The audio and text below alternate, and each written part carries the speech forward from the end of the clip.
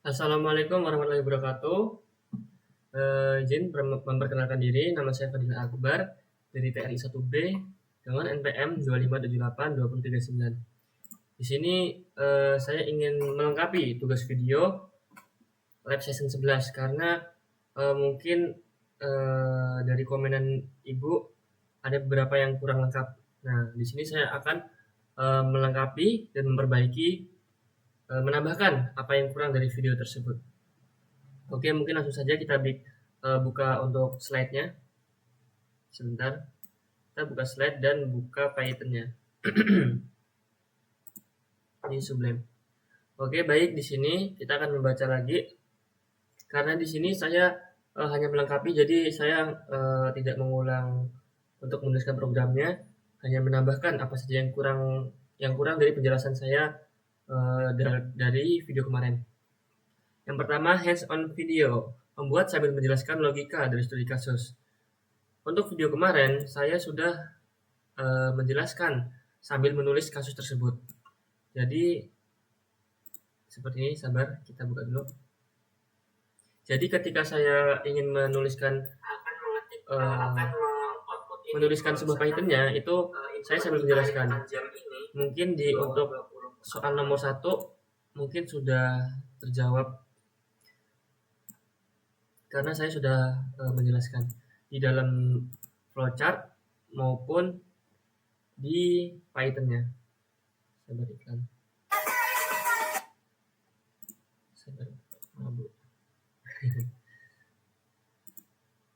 Kita tunggu dulu. Untuk nomor 1 membuat saya menjelaskan menggunakan flowchart atau basic code. Saya sudah membuat flowchart dan basic code Python-nya sambil menjelaskan juga. Setelah itu menuliskan kode sambil menjelaskan keterkaitannya dengan basic code flowchart yang telah dibuat sebelumnya. Sebenarnya itu sama aja ya, flowchart sama Python. Jadi flowchart itu sebuah proses sebelum kita masuk ke dalam Python. Jadi itu tuh algoritmanya agar kita paham kayak gimana tentang cara memanggil di dalam Python tersebut dari flowchart. Kita buka flowchartnya boleh. Jadi gini, saya akan menjelaskan ulang. String aktivitas dibuat untuk inputan aktivitas yang berupa aktivitas itu berupa tugas atau sebentar, kita buka slide juga.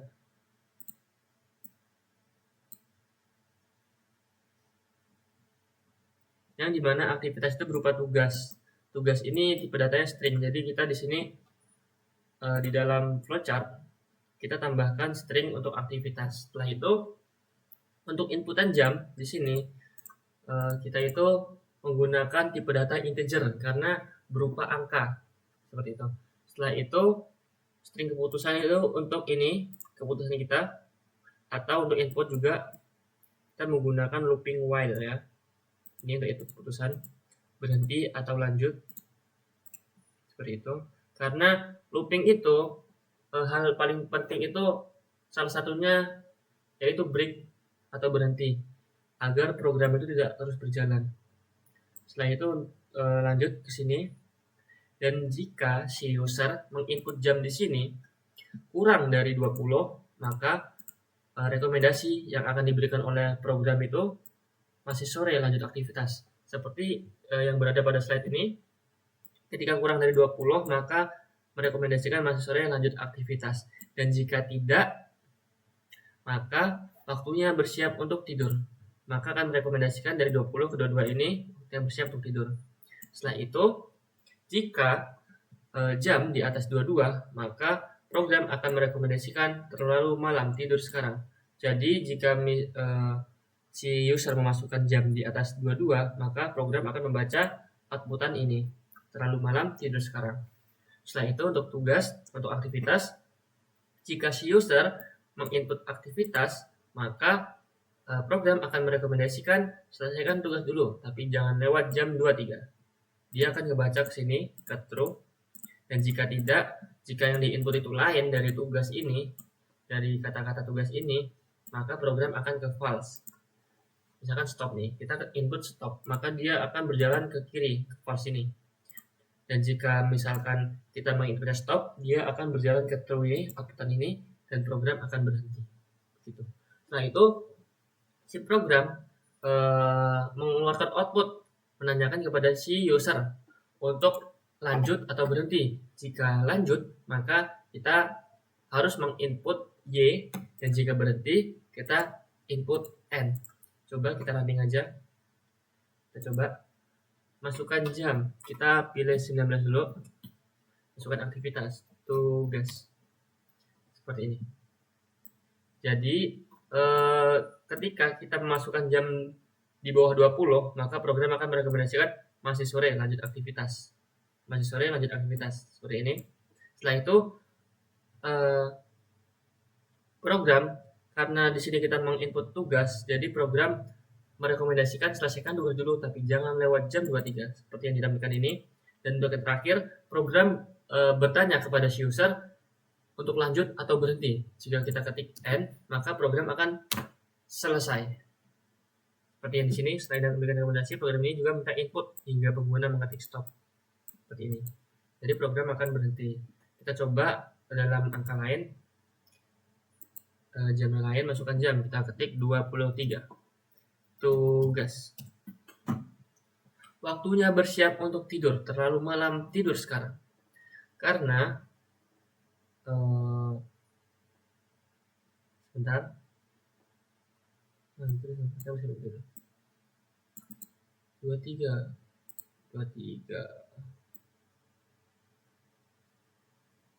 Jadi gini, jika kita menginput jam di atas 22, maka program akan merekomendasikan terlalu malam, tidur sekarang. Dan jika menginput tugas, maka selesaikan tugas dulu. Selesaikan tugas dulu, tapi jangan lewat jam 23. Hasil outputannya akan seperti itu. Dan jika kita ketik stop, misalkan masukin jam 22, kita ketik stop, maka program otomatis akan berhenti. Begitu. Ini 22, dia akan merekomendasikan waktu yang bisa tidur karena di sini seperti itu. Dan jika kita masukkan aktivitas stop, maka program akan berhenti. Seperti itu. Mungkin untuk yang flowchart cukup. Kita lanjut ke menuliskan kode sambil flowchart. Nomor 2 sudah. Nah, kalau ditulis jelaskan program di mana.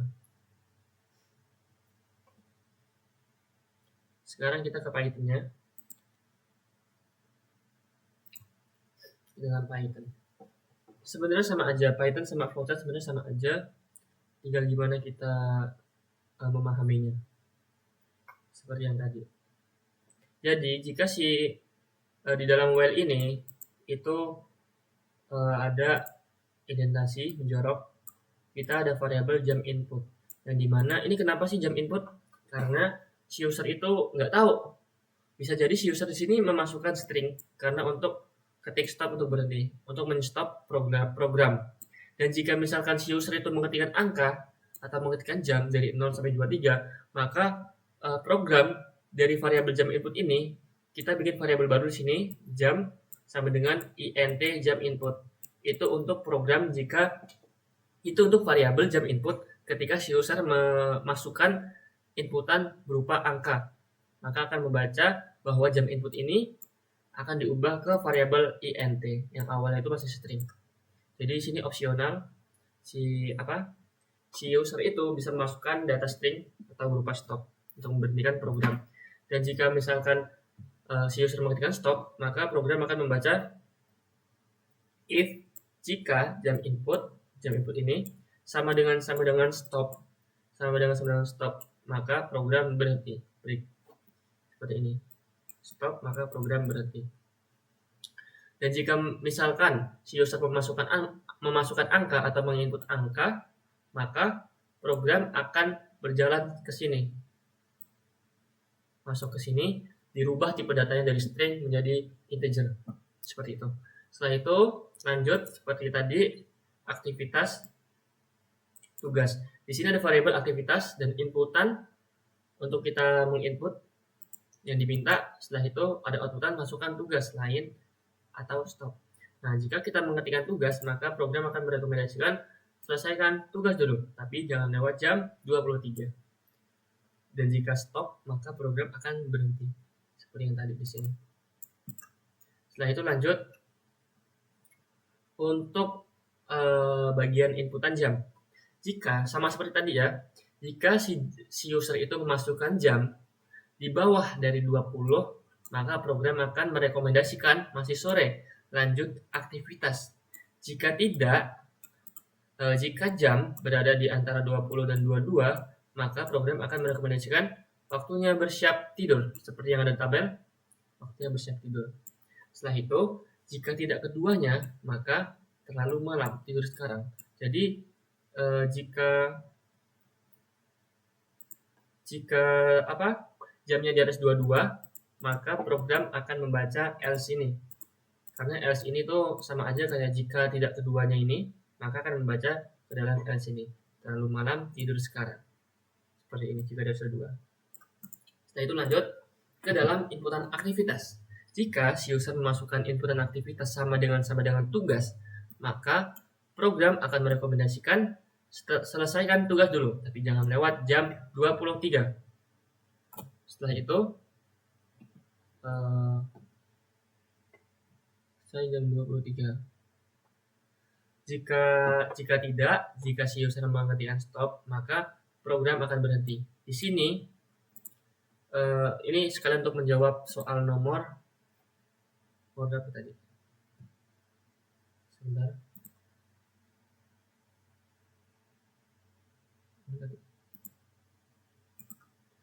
Sekalian menjawab nomor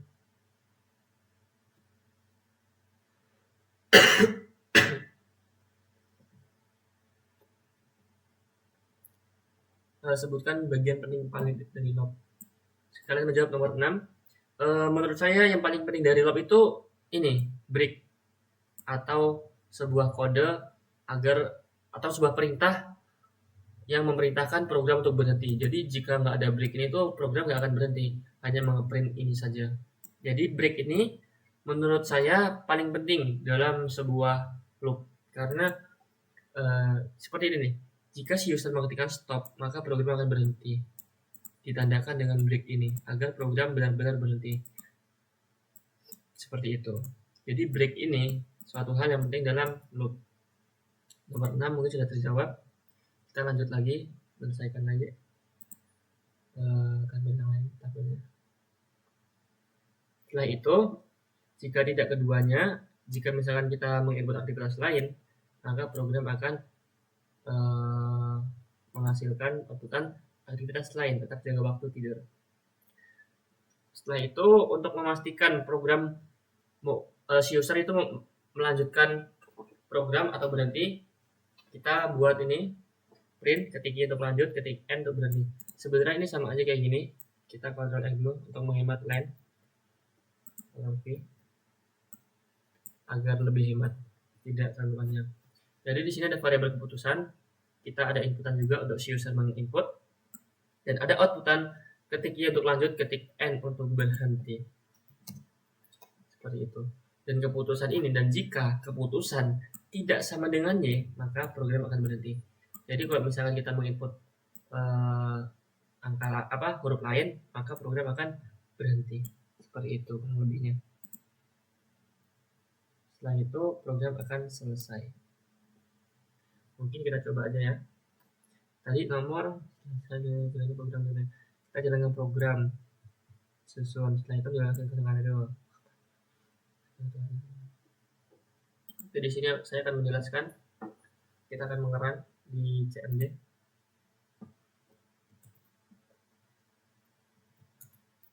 Jadi PY kita panggil dulu. Ini masukkan jam 19. Tugas masih sore, lanjut aktivitas. Kenapa hasilnya seperti ini? Karena dalam tabel jika kita menginput kurang dari 20, maka program akan merekomendasikan masih sore lanjut aktivitas, seperti yang di dalam ini CMD. Masih sore lanjut aktivitas. Setelah itu, jika si user menginputkan tugas, maka program akan merekomendasikan selesaikan tugas dulu, tapi jangan lewat jam 23. Selesaikan tugas dulu, tapi jangan lewat jam 23. Dan di sini keputusan ini, variabel keputusan, dia meminta program untuk menginput ini, untuk menginput apakah mau dilanjut atau berhenti. Jika kita berhenti, klik N, program akan selesai, akan membaca perinan ini. Coba kita ulangi lagi ya untuk yang lain. Nah, kita sekarang 21, coba. Tuh guys, waktunya bersiap untuk tidur. Di sini program merekomendasikan waktunya bersiap untuk tidur karena jika jam di antara 20 dan 22, maka program akan merekomendasikan ini. Dan tugas sama seperti tadi, jika kita input tugas maka merekomendasikan ini. Setelah itu, si program akan membaca ke keputusan ini untuk meminta si user untuk lanjut atau berhenti. Jika kita ketik Y, program akan lanjut. Kita coba ketik 23, tugas. Terlalu malam, tidur sekarang. Karena di atas 22 ini, program akan merekomendasikan ini terlalu malam.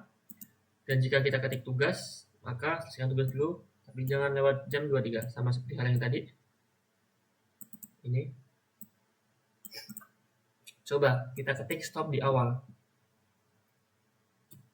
Stop di awal. Program berhenti, program selesai. Di sini program langsung berhenti karena di dalam Python-nya jika si user mengetikkan stop, ketik stop untuk berhenti, maka program akan membaca if dan input sama dengan stop dan akan menghasilkan outputan program berhenti dan program akan berhenti. Setelah itu si while ini setelah itu akan keluar dan akan mengeprint program selesai. Makanya di sini ada dua, program berhenti dan program selesai.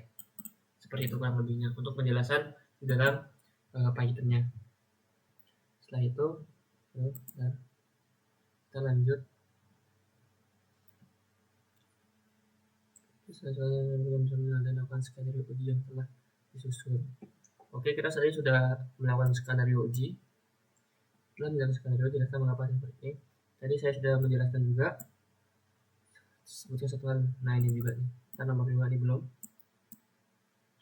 Tadi nomor 6 saya ulangi. Yang penting dari loop itu sebuah break, keputusan break agar program itu benar-benar berhenti. Karena jika tidak ada break itu maka program akan lanjut terus seperti itu. Setelah itu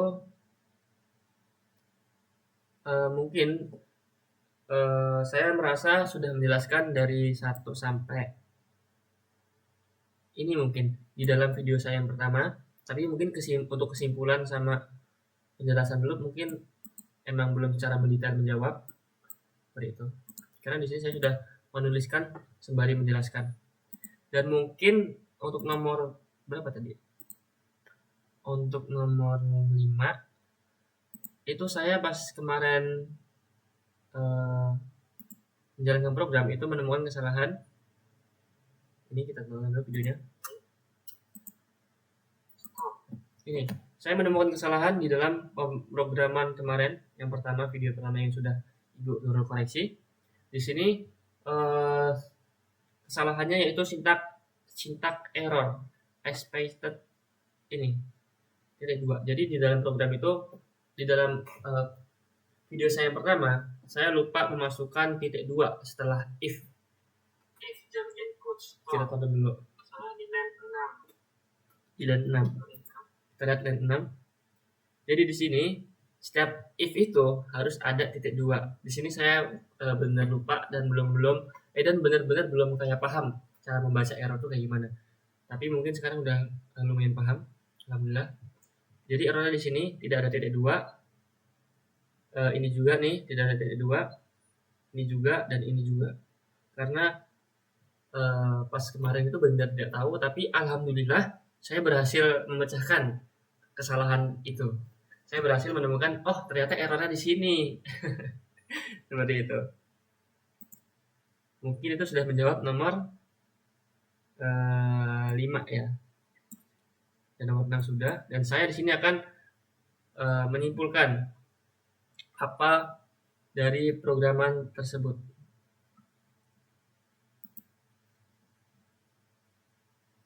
Sebentar.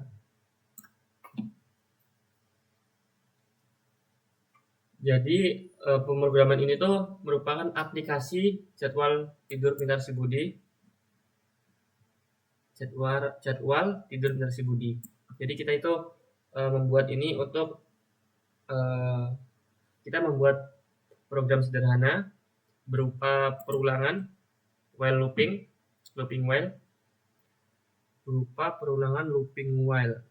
Setelah itu ini untuk membantu pengguna atau membantu si Budi untuk mengatur aktivitas dan tidur secara teratur. Jadi di sini itu dalam pemrograman itu membantu si Budi agar dia bisa mengatur aktivitas dan jam tidur secara teratur dengan merekomendasikan hal-hal yang ada tabel ini seperti tadi gitu.